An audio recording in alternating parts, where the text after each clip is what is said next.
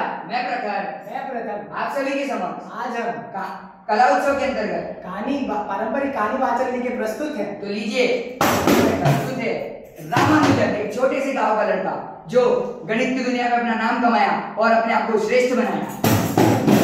उनका जन्म 22 दिसंबर 1888 को इरोड़ में हुआ। बचपन से गणित उनके लिए एक खेल था। 11 साल की उम्र में कॉलेज स्तर का मैथ कर लेते थे।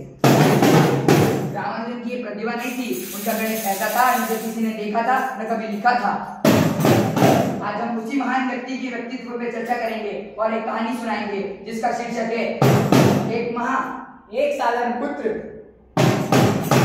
उनकी माँ पुचकारते हुए कहती है, हे रामानुजन, तूने सुबह से कुछ नहीं खाया, तेरा पसंदीदा इडली सांभर बनाया, आप पहले कुछ खा ले।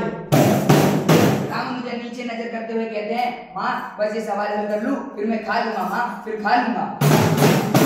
उनकी माँ उनके पास आकर बैठती है और कहती है, पुत्र क्या है ऐसा इस गणित में जो तुझे भूख और प्यास कुछ भी नहीं लगती? माँ, ये गणित भगवान की तरह है, हर किसी में एक रहस्य छिपा हुआ है। जब तक मुझे इस रहस्य का हल नहीं मिल जाता ना, मुझे बेचैनी होती है। तेरे पिता कहते थे कि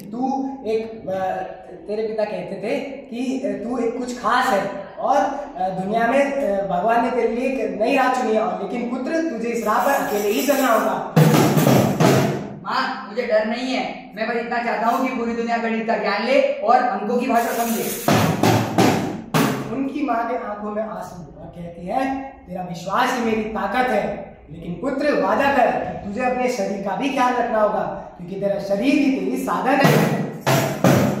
रामानुजन कहते हैं, माँ बस ये सवाल हल कर लूं, फिर मैं खा लूंगा, माँ फिर खा लूंगा।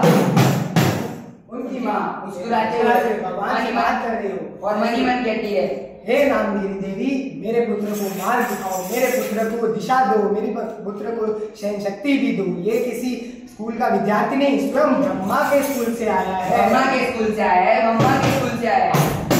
ये कहानी का दृश्य नहीं खत्म होता है और एक ऐसी जगह पे खत्म होता है जहाँ एक साधारण माँ और एक असाधारण पुत्र अपनी नियति की ओर ले जाती है, सिर्फ अपने विश्वास और प्रेम के बल पर। एक माँ का विश्वास और एक माँ की ताकत एक बच्चे की नींव बन सकती है। एक बच्चे का समर्पण दुनिया को गणित के नई दिशा दे सकता है। ये वही रामानुजन थे तो आगे चलकर एक महान गणितज्ञ बने और देश को 32 साल की उम्र में गणित का ज्ञान देके संसार से विदा ले ली।